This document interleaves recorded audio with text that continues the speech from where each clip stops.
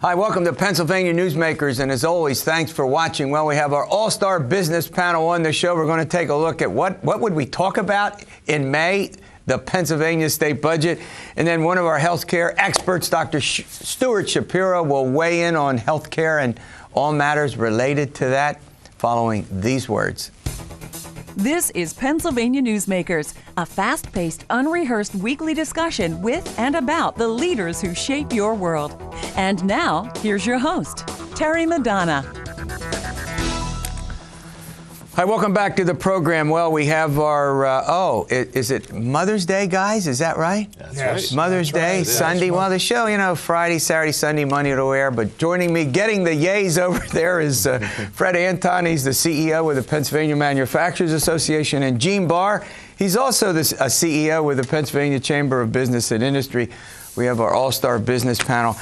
All right, guys, happy Mother's Day, everybody out there. Big day. Treat your mothers great. All right, let's start. Gene, let me start with you. The Senate passed last week a budget that sort of surprised people. $500 million more in spending than the governor recommended. It restores cuts in three major areas of the budget. It got a lot of Democratic votes, right? More Democrats voted for it in the Senate than voted against it. The vote was 39-8. Democrats voted for it 12-8. Talk a little bit about the prospects that budget, as approved by the Senate, will pass. Well, of course, some of this comes from the fact that revenues are appearing a little better than had been anticipated. The real question is what's going to happen in May. And, of course, this is more money than the governor's willing to spend. I think it's probably a little more than the House is willing to spend. A lot of this, as you point out, is restoring some of the higher ed, secondary ed cuts, education cuts that have gotten a lot of attention. It's going to be somewhere in between the two by the time we're done. All right, Fred, here's the situation. Governor Corbett has weighed in this week, and he's been a little cautious, saying, well, I'm not so sure about these cuts. As Gene points out, they restored the education cuts.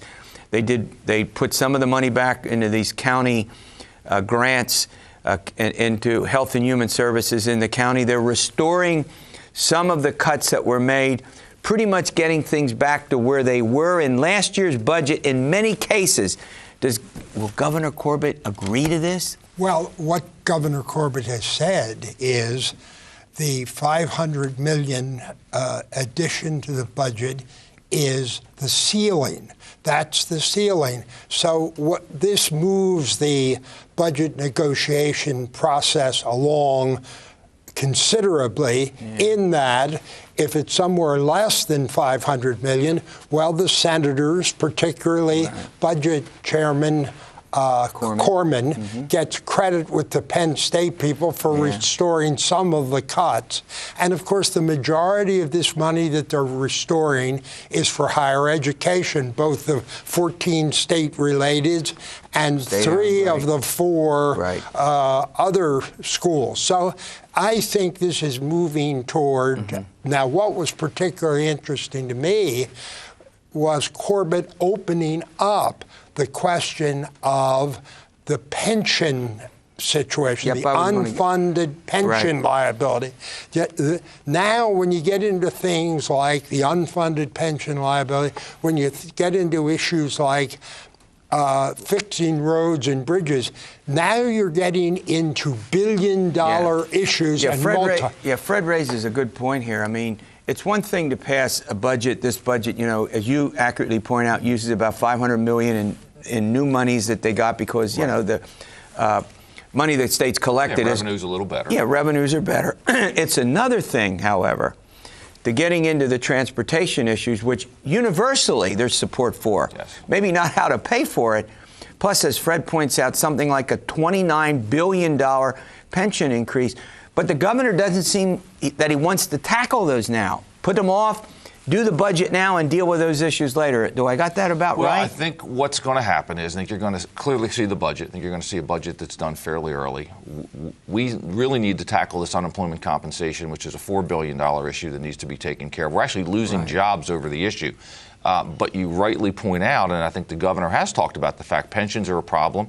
He has had to put more money in that might otherwise go to other education issues on pension and count that, because that's part of the personnel expense. It's starting to take its toll already, this pension issue, on our ability to take care of other things. Yeah. But having said that, do either of you believe they will do transportation and pension before they break for the summer recess, No, or are they going to be put off? I do not believe they will do transportation. I don't Pension know fix? about pension. Now, let me say this to you. There are a lot of things that can be done to go halfway, and they're faced with the fact that even very liberal private companies have eliminated defined benefit plans. Yeah. It's really it's irresponsible to have a defined benefit plan. 70%. It's a little tough, however, to do given the constitution of the state for current employees, but for future employees. Well, right? you can do it for future. Look, you don't really have a big constituency for future employees, and I frankly believe you can do it for current employees to some degree, depending upon their contractual rights. Summing this up now, Gene Barr,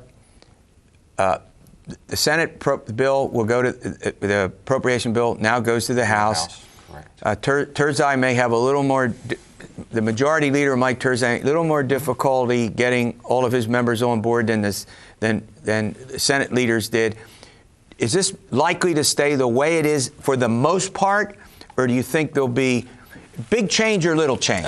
Probably Tweak.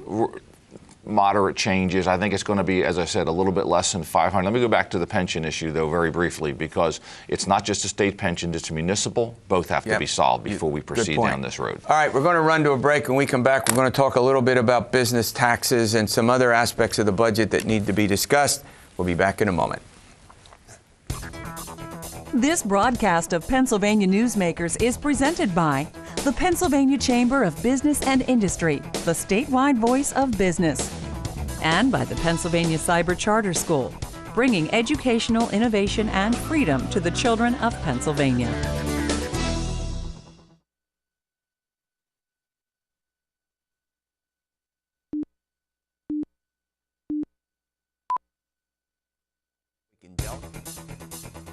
This broadcast of Pennsylvania Newsmakers is brought to you by BetterSaferRoads.com. To voice your support for safer highways and less traffic congestion, visit BetterSaferRoads.com.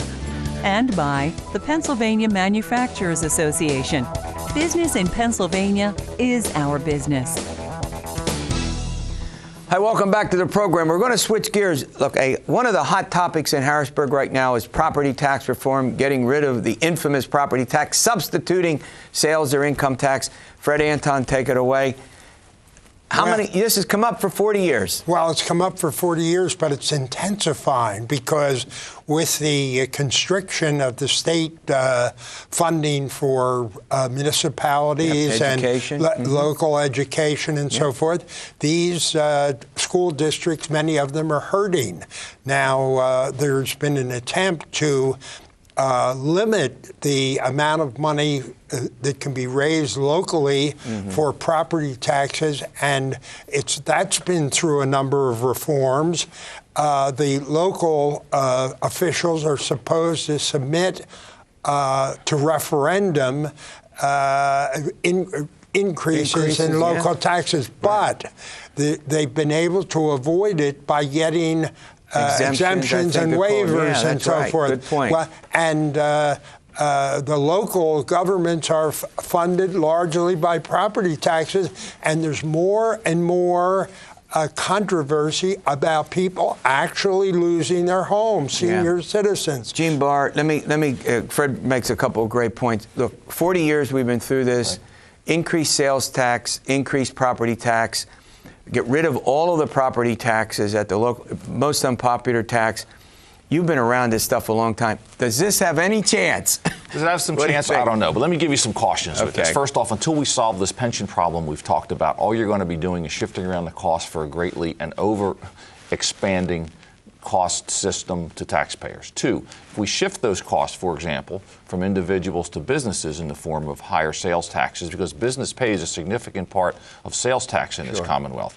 And I understand the desire to assist people who might lose their homes, but if we simply absolve the burden from a class of people who might be able to pay it regardless and shift it to, say, families starting out because of higher income taxes, higher sales taxes, then what you do is you accelerate, we'll call it the graying of Pennsylvania. We want to encourage young families to be here. So I think we have to be cautious how we proceed with this. One of the issues would be if we have a sales tax, if they get rid of some of these, there are lots of things that are exempt. Well, Absolutely. Fred Anton, they're never going to vote. Who's going to vote to take food and clothing off the exemption list? They're big exemptions, right? Absolutely. They are big exemptions. And you're talking about replacing $12.4 billion. That's what you're replacing. That's what the number, property taxes generate? That's the number the property taxes generate. And some people want to keep it because they believe that through property taxes you've got a guaranteed source coming in on an annual basis. A lot of people don't want to keep it. But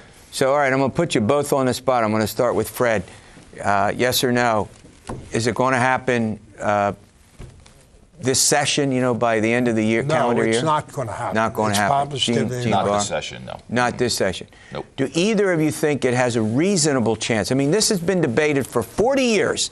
Fred Anton, does it have a chance in the near future? Well, it might have a chance depending upon how much tax increases are raised at the local All right, level. we're out of time. What do you think? Maybe 4, 5, 6 years down the road. All right, one of our healthcare experts, Dr. Stuart Shapiro, is here. We're going to get a little healthcare update following these words. This broadcast of Pennsylvania Newsmakers is brought to you by Pennsylvania Credit Union Association. Pennsylvania Credit Unions, where people are worth more than money. To find a credit union that is right for you, check out ibelong.org. And by the Energy Association of Pennsylvania, Pennsylvania's energy information source.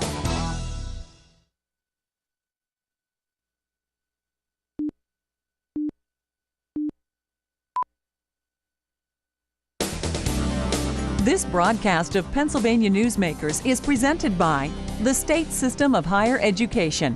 14 state-owned universities. The state system is the largest provider of higher education in Pennsylvania.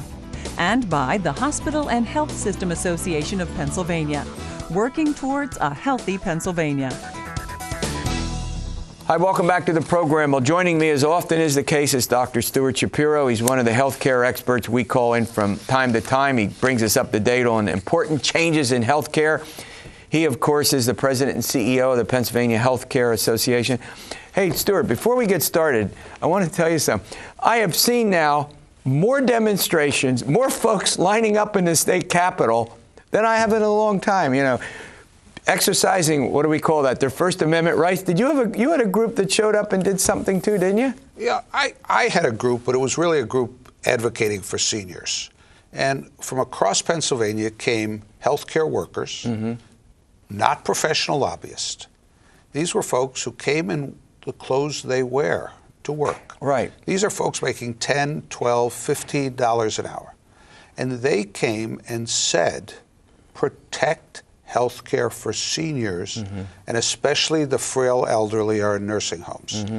They delivered a petition to every single legislator. Yeah, do you hold that petition up? Well, It really said there were 12,137 signatures. Right. There were 100 pages, and it's in small print of 100 pages, asking them to restore the $100 million cut in the governor's budget for the seniors in Pennsylvania who are in Pennsylvania's nursing homes. But as I said, I've not seen a time when there's been so many sort of demonstrations and meetings in the Capitol and state Capitol. We do a lot of state Capitals programming, as you know, and people, exercising their, whether you like, it's healthy when people go and get involved and make their cases known, regardless of what the issue is, right? Oh, absolutely. But the issue is it's the competition for dollars. Sure. And every group comes in to tell their story. Yeah. Maybe a group of hospital providers. It might be folks who want more money for drilling. Sure. It might be the counties asking for more money for schools, or it might be the universities. In this particular case, they were there to represent the people without a voice. Now, Governor Corbett's a very smart man.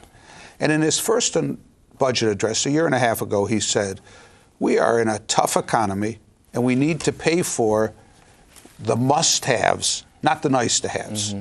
And he has been a staunch supporter of the elderly, as has the legislature, in terms of nursing homes. In this budget, they made some tough choices, and these folks were here to say, because of federal Medicare cuts, we need some oxygen on the Medicaid side, and therefore we're asking the dollars be restored. Let's talk about that a minute. Now, one of the things that we just talked about in the previous segment, and this is why it's great to have you on now, is they focus primarily on the education restoration cuts, but also the situation in terms of whether or not $500 million would be in the governor's budget would be increased by $500 million because of the revenue projections that show the state taking in more money. Let's talk about your piece to that right now.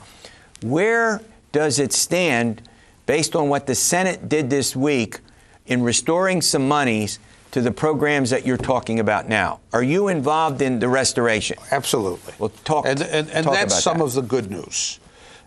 Because of federal Medicare cuts, and we could talk about them in detail if you want, but a tremendous amount of money to pay for Obamacare and for other things withdrew money out of Medicare, the services to the elderly.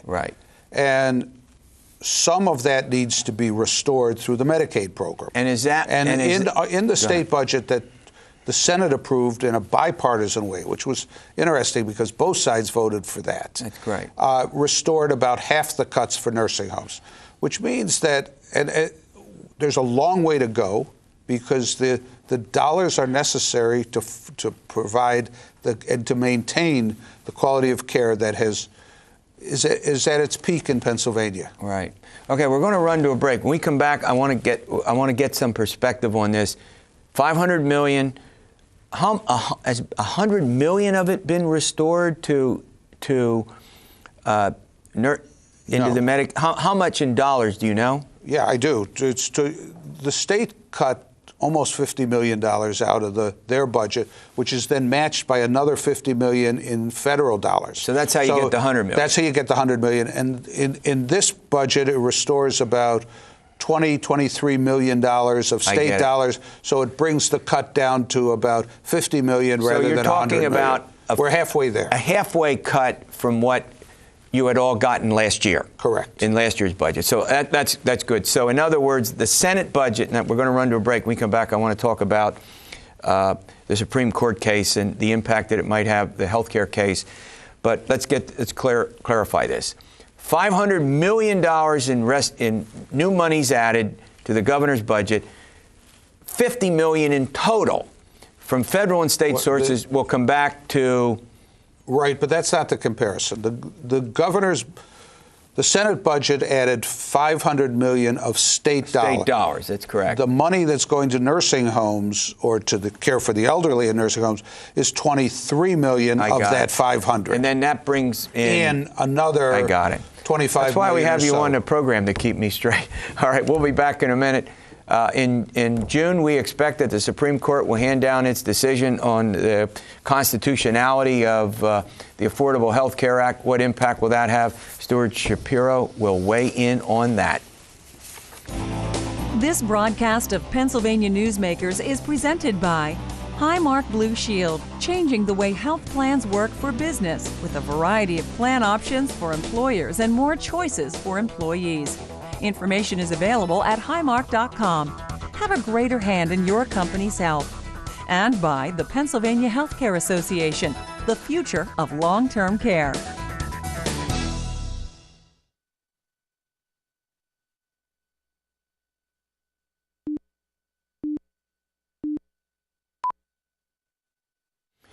Welcome back to the program. Well, in June, the Supreme Court will hand down its decision dealing with the Affordable Health Care Act, particularly the mandate part of it, whether it's constitutional or not. Dr. Shapiro, we really don't know what the court has a whole bunch of has some latitude in terms of what it can do. As you well know, you've studied this, you're an expert on this. They could just simply say I don't think they'll do that, it's not ripe, because most of it then going to affect 2014. They could rule in the mandate. Give us your sense about what you think they're likely, what parts of it they're likely to deal with. I think the Supreme Court has looked very carefully at this, and I think they are likely to reject the mandate that's in there. Really? I do. Mm-hmm. The question is, what will they do with the rest of the act? Right. But when you look at the entire act and what it did, the burden it put on Pennsylvania, it adds 750,000 people to the Medicaid program. Right. And while the federal government will kick in some extra money for them for a couple of years, the long-term burdens of that on this state and on every state is enormous. Then to partially pay for this, and this is something that has not gotten written about, they took $15 billion out of Medicare that goes to support the seniors who are frail and sick, right. And they took that money part? To pay for the mandated part. So wow. They've cut back on Medicaid to seniors. They've expanded the poor. They've set few limits on what needs to be done, and then they've laid down a vastly expanded Medicaid program, even in the services that weren't being paid for by adult basic here in Pennsylvania. They've added all sorts of new services. And if the mandate stays and people have to buy health care or pay a fine, the fine itself, you would argue, is not sufficient to cover the cost that you're just talking about that will be shifted from one program to another. It will absolutely not cover those costs. And the burden that they're already seeing the increase in cost of the program. And it's very clear to anybody who has looked at that the estimates by the Obama administration vastly understated what the costs are going to be in the out years to Pennsylvanians and to everyone else. Yeah, we have about a minute left, but my sense about this is that we've just not dealt with the cost of 75 million, people who are now, the baby boomers. We're just not sensible about how we pay for this, that we can't continue with the current payment that we all make, plus the numbers of people who are getting the benefits. Oh, we can't continue it. And not only that, every time Congress considers something, the sequestration to balance the budget, they took $500 million out of nursing homes and senior care in Pennsylvania. They keep even the payroll tax extension took another $50 million out of the system of care for the elderly. Great point. Great update. We'll have to get you back when we get this business settled with the Supreme Court. All right, thanks for watching this edition of Pennsylvania Newsmakers, and as always, stay well.